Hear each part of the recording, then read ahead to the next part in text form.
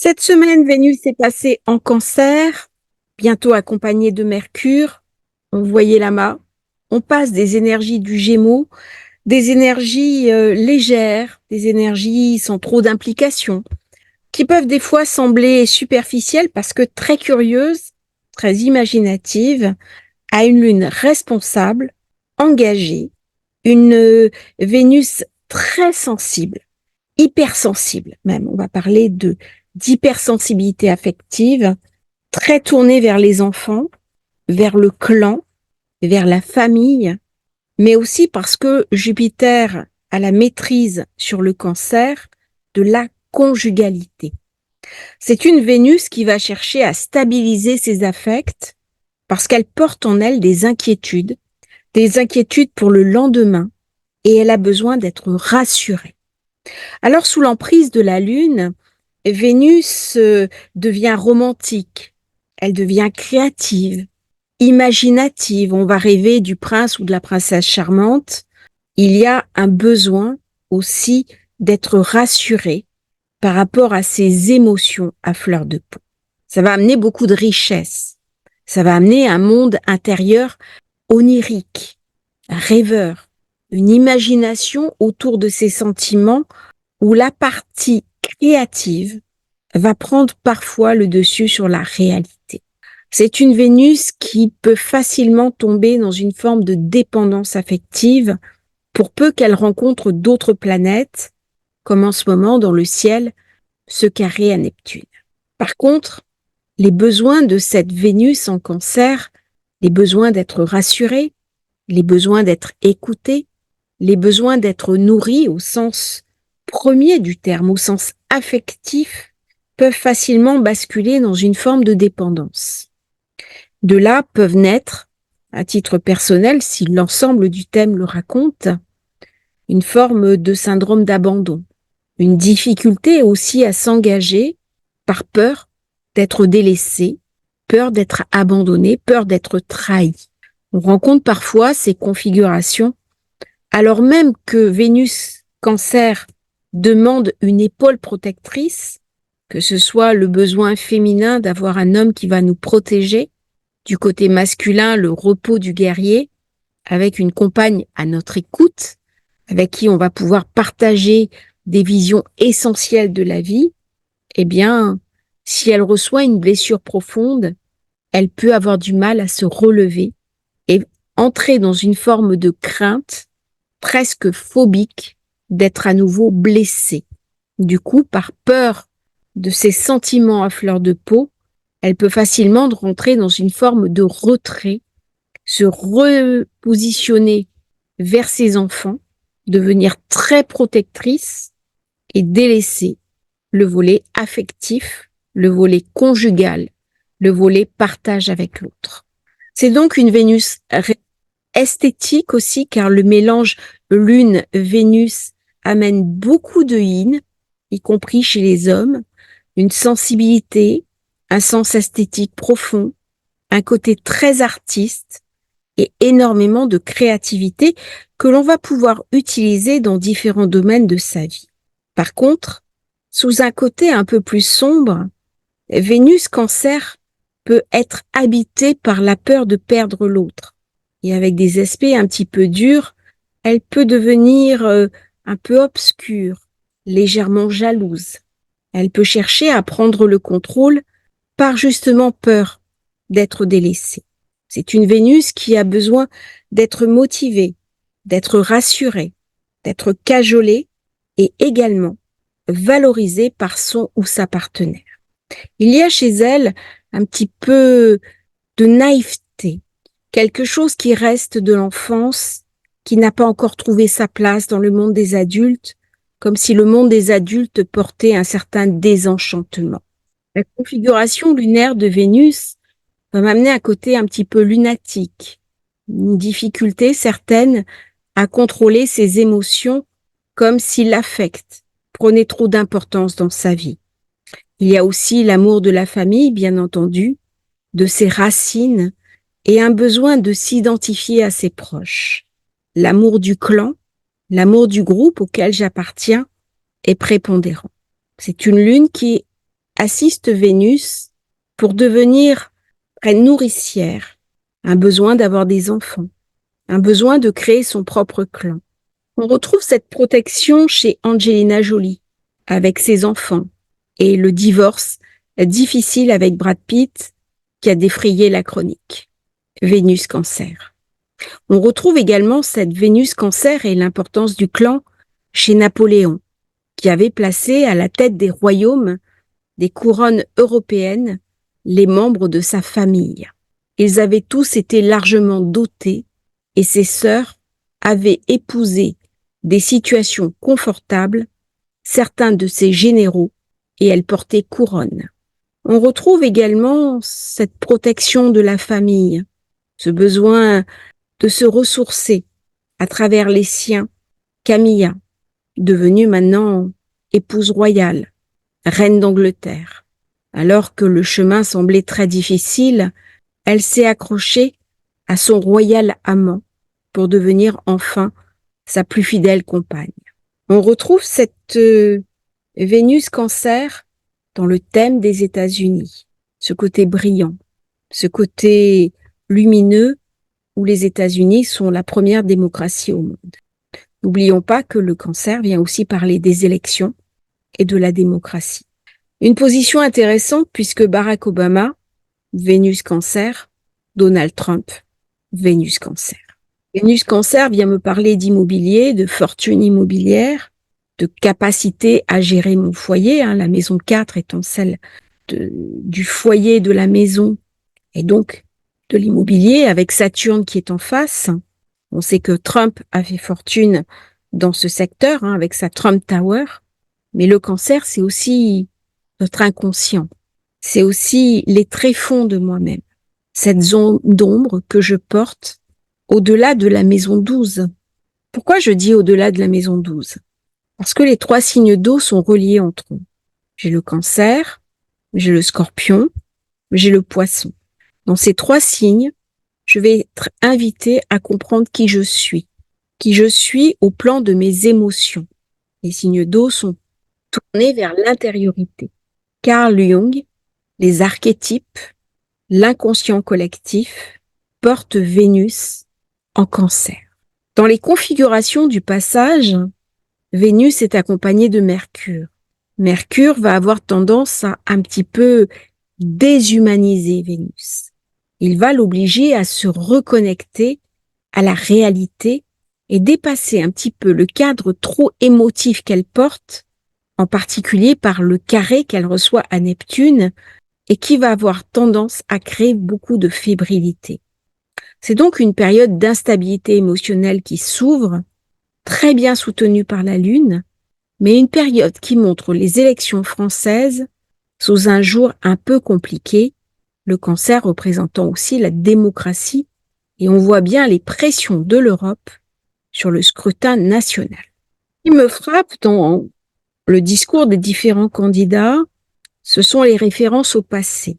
Le Cancer est un signe qui est essentiellement tourné vers le passé, vers ses origines. Alors bien sûr, le Rassemblement national, on est dans les traditions, mais pas uniquement. Si on écoute les candidats de gauche, il y a aussi les valeurs que l'on évoque, les valeurs constitutives de la France. Et chaque parti, y compris les partis extrémistes, défendent des valeurs qui leur sont propres, qui sont revues bien sûr à leur manière, mais qui sont dans la droite ligne, dans la continuité d'un parcours hérité du passé. Avant de continuer, bien sûr, je vais vous inviter, si vous avez envie de commander votre thème de naissance, votre révolution solaire, de recourir à mes services, eh bien, vous n'hésitez pas, vous avez le lien dans la description, je serai vraiment ravie de vous accompagner. On continue maintenant. Chose particulière, j'ai la Lune qui est en maison 4. La maison 4, bien sûr, c'est le Cancer. On voit comment elle contrôle cet amas dynamique, cet amas qui reçoit un aspect de Mars, donc qui ramène beaucoup d'énergie. Il va y avoir beaucoup de dialogue, de paroles. On va chercher à convaincre. Et Vénus en Cancer, c'est une Vénus qui va chercher à emporter l'adhésion. une Vénus très bien pour des orateurs, pour des gens qui sont amenés à convaincre. N'oublions pas que nous sommes sur le groupe, sur la famille, sur le clan. Le clan, c'est non seulement mes, mes partenaires, c'est aussi mes frères et sœurs, mes oncles, mes parents, mais c'est aussi le groupe auquel j'appartiens. Nous avons différents clans. Ça peut être une famille politique, ça peut être une famille d'idées. Alors, je vais dire quelque chose qui va peut-être heurter certains, mais c'est aussi, par exemple, les groupes ésotériques, dont la franc-maçonnerie, eh bien, ils sont dominés par le cancer. C'est-à-dire que tout groupement, les syndicats, c'est du cancer. Et donc, dans les temps qui viennent, les syndicats vont avoir voix au chapitre. Il va y avoir certaines instabilités parce que Vénus, avec Mercure, puis bientôt le Soleil qui va la rejoindre, par ce carré à Neptune, par ce carré à Saturne, eh bien, il y a quelque chose d'un peu d'une confrontation, hein, une opposition entre deux groupes. Et il est possible que dans le thème de la France, rapidement après les élections, il y ait du frottement avec les syndicats, des grèves, et que ça amène beaucoup d'instabilité. N'oublions pas que nous sommes avant les Jeux Olympiques. Mercure, c'est les Jeux. Vénus, c'est la diplomatie. Dans le cancer, elle n'est pas aussi facile qu'on ne peut l'imaginer. C'est-à-dire, elle a des croyances, elle a des idées, et elle va défendre ses idées. Elle va défendre ce qu'elle estime juste. Surtout si ça vient toucher sa famille, ses intérêts, les intérêts de son groupe. Alors, c'est une position qui est un petit peu surprenante avec Mars qui soutient très très bien l'action, quinconce à Pluton, et on voit bien les oppositions sourdes qui peuvent exister, qui amènent beaucoup de tensions. C'est-à-dire que le passage de Vénus dans le cancer se fait en zone 12. C'est la zone du secret, c'est la zone des tractations, c'est aussi la zone des mensonges, des illusions, des déboires. C'est une zone où il y a beaucoup d'échanges, il y a beaucoup de commérages, beaucoup de jalousie, une certaine forme d'instabilité émotionnelle. Ça, c'est au niveau mondial. Comment je vais pouvoir équilibrer ça? Bien, il y a une espèce de chassé-croisé, parce que la Lune se trouve toujours en balance. Et donc, dans le signe de Vénus, et Vénus se trouve dans le signe de la Lune. Et les deux sont en accord. Il y a donc une pacification. Il y a une volonté d'apaiser un débat qui, sur le fond, est conflictuel. Je ne vais pas revenir sur les antagonismes. Par contre, je suis invitée à les dépasser dans un intérêt qui m'est supérieur.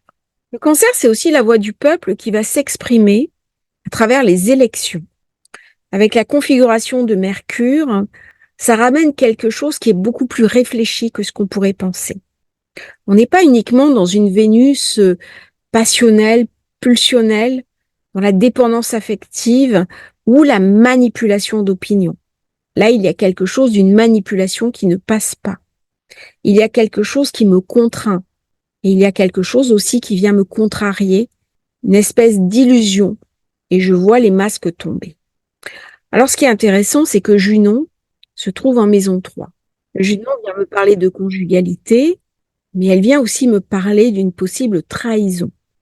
Elle vient me parler que je suis peut-être en train de faire fausse route. Quel domaine? Sur quel secteur? Eh bien, je n'ai pas encore l'information. Je l'aurai déjà quand je passerai sur la pleine lune. J'aurai un éclairage. Parce que pour l'instant, dans la zone 12, qui est la zone de l'ombre, je viens toucher du doigt mes fondamentaux, mais ces fondamentaux-là ne sont pas encore ramenés à la lumière. Il y a donc une blessure intime qui provient de mes origines, quelque chose de transgénérationnel, encore une fois, par cette lune en maison 4 et cette Vénus en cancer qui m'est racontée. Il y a quelque chose à guérir. La maison 12, c'est la maison de l'enfermement. C'est donc des limites transgénérationnelles, des schémas de pensée erronés qui m'empêchent d'avancer concrètement dans le monde, qui m'empêchent de trouver mes équilibres, qui m'empêchent quelque part de rayonner ma juste place, puisque le soleil est obscurci. Nous sommes au soleil de minuit. Et donc le soleil de minuit, il est couché. Il se lèvera dès qu'il rentrera en maison. Là, j'ai deux blocs qui s'opposent, deux manières d'aborder le monde, avec Vénus qui est au début de son parcours et Neptune qui est en arête, gorgé de puissance en Poisson. Autant dire que nous allons vivre dans la période un marché de dupes, des passions qui ne vont pas pouvoir aboutir, des passions hors de prix. Vénus en Cancer est très dépensière. Ça peut être la thérapie carte bleue. Ça peut être aussi des dépenses publiques qui n'auront pas été suffisamment contrôlées. Et donc, lorsque la note va m'être présentée, elle peut devenir exorbitante. Vénus contrôle toujours le nœud sud. Quels sont ces fantômes du passé qui reviennent me hanter? Quelles sont ces vieilles mémoires familiales qui résonnent dans ma tête? Qu'est-ce que je n'ai pas compris? Quel est le dernier moment, puisque le cancer vient me parler de nourriture, il vient me parler d'aliments, où nous avons manqué d'aliments. Et on retrouve des mémoires de guerre, des fantômes qui sont à l'intérieur de moi, dans ma zone 12. Nous sommes tous des enfants de parents ou de grands-parents ayant connu la guerre. Et c'est ça, à travers certains de mes choix politiques, notamment au niveau des élections, qui va être mis en lumière. Une forme de peur générée par la lune en maison 4, qui est une lune inquiète, angoissante et angoissée, et qui vient parfois m'obliger à prendre des décisions, non pas vers quelque chose. On n'est pas dans une position positive, mais au contraire, pour prendre des décisions guidées par ma peur, guidées parfois même par mes hantises et guidées par mon besoin de sécurité. La lune en cancer, Vénus en cancer font d'excellents thérapeutes, des personnes capables de comprendre la psyché des autres, des très bons psychanalystes, des personnes qui vont soigner, guérir, conduire, aider les autres. Ça vient me parler de thérapie familiale, ça vient aussi me parler de thérapie cognitive pour remettre en forme qui je suis et ce que je suis. Il y a dans cette Vénus en cancer une volonté de se connaître, de se découvrir, de s'apprécier et aussi de s'améliorer. L'un des risques de cette Vénus en cancer est le manque de confiance en elle. Elle peut aussi, par peur de l'inconnu, refuser de grandir et prendre complètement sa place d'adulte, une place qui lui est dévolue dans le monde. On retrouvera un petit peu le mythe de la femme enfant, aussi la parfaite épouse, la mère de famille incomparable qui va avoir beaucoup de plaisir à s'occuper de sa progéniture, à être enceinte et porter un enfant. Il y a dans cette Vénus beaucoup de douceur, beaucoup d'écoute et de bienveillance. En cas de conflit, c'est la Vénus qui va parler aux uns, aux autres et tenter de réconcilier tout le monde. Chez cette Vénus, il y a aussi un goût prononcé pour l'esthétique. C'est une Vénus qui deviendra facilement marchand de biens, architecte, décorateur d'intérieur, agent immobilier.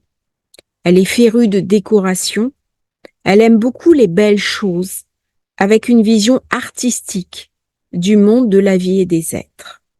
Toutefois, si elle se sent attaquée dans ses fondamentaux, que ce soit sa famille, les idées auxquelles elle tient, son groupe social, elle peut devenir très dure, voire carrément belliqueuse. Elle pourra alors chercher, dans les énergies du signe d'eau suivant, une combativité qu'on ne va pas lui connaître de prime abord.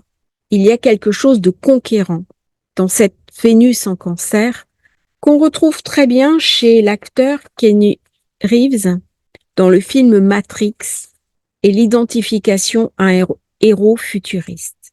Si on en revient au dessin animé de notre enfance, il y a quelque chose de la petite sirène, de Cendrillon, de la Belle au bois dormant et du prince charmant dans l'imaginaire de cette Vénus en cancer. Mais attention, elle sait aussi être pragmatique, elle sait aussi être réaliste et il serait faux de lui faire prendre des vessies pour des lanternes. Par contre, son immense besoin d'être soutenu, d'être accompagné, d'être entendu, d'être protégé et d'être compris peut la rendre vulnérable à certains manipulateurs ou manipulatrices qui peuvent abuser de sa grande fragilité. C'est une Vénus sensible, avec d'immenses qualités humaines, qui saura apporter aux personnes qu'elle honore de sa tendresse, de son amitié ou de son affection, beaucoup de moments heureux, conviviaux et joyeux. Je vous remercie d'avoir suivi cette Vénus en Cancer. Vous voyez un petit peu les configurations de passage avec ce quinconce Pluton qui met un petit peu l'accent sur le risque au niveau des tensions entre groupes sociaux, Neptune, Saturne qui viennent agresser Vénus avec une part d'illusion et une lune qui est quand même assez agressée par Pluton et par Mars. Donc des tensions au niveau des groupes sociaux, alors même qu'on est quand même un petit peu fragile, qu'on est hypersensible et qu'on peut se sentir vulnérable par rapport à la période. Donc beaucoup d'inquiétudes pour nous tous, beaucoup d'angoisse. C'est un moment pour rester la tête froide, pour ne pas se laisser emporter par des émotions trop fortes, par des sentiments pulsionnels de colère, d'extrême.